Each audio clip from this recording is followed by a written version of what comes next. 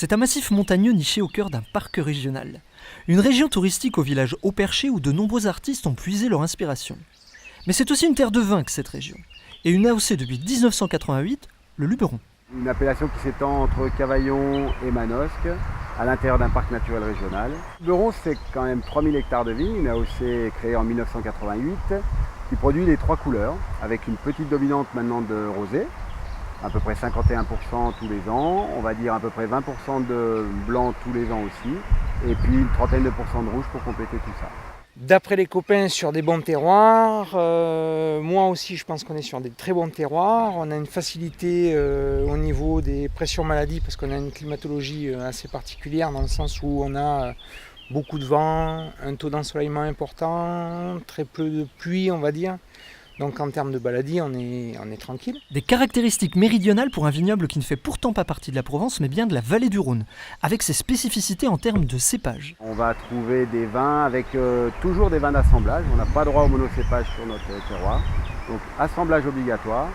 Et on dira pour les rouges, assemblage à dominante de Syrah et Grenache. Pour les rosés, Grenache, un peu de Cinsault, mais surtout une dominante de Grenache.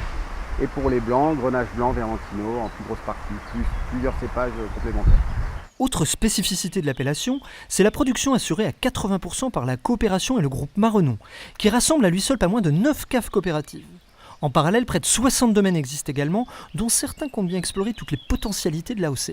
On a vraiment des jolis terroirs, un joli potentiel, un joli climat. Un peu comme le Languedoc, c'est une région qui se cherche encore un peu. Si la région se cherche encore un peu à ce jour, le style de ces vins semble bien avoir été trouvé, que ce soit au niveau de ces rouges comme de ces blancs. Une des premières caractéristiques des vins rouges de l'appellation en général, ça va être leur côté pas trop chaud, mais plutôt sur des équilibres assez intéressants.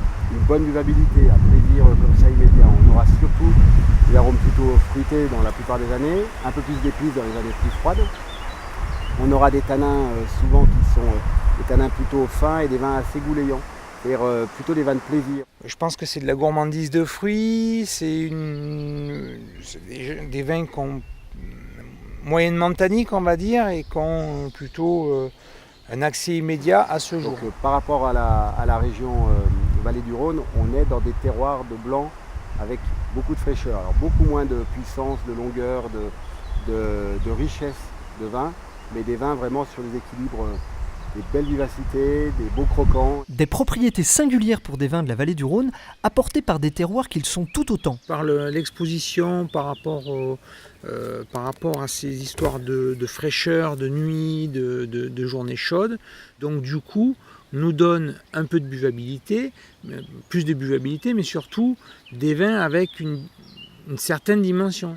Dimension que l'on ne retrouve pas simplement dans le verre, mais également dans l'environnement général de l'appellation, nichée intégralement au sein du parc régional du Luberon. Un atout de plus pour l'AOC rhodanienne, qui doit lui permettre aujourd'hui de se distinguer et se faire un nom.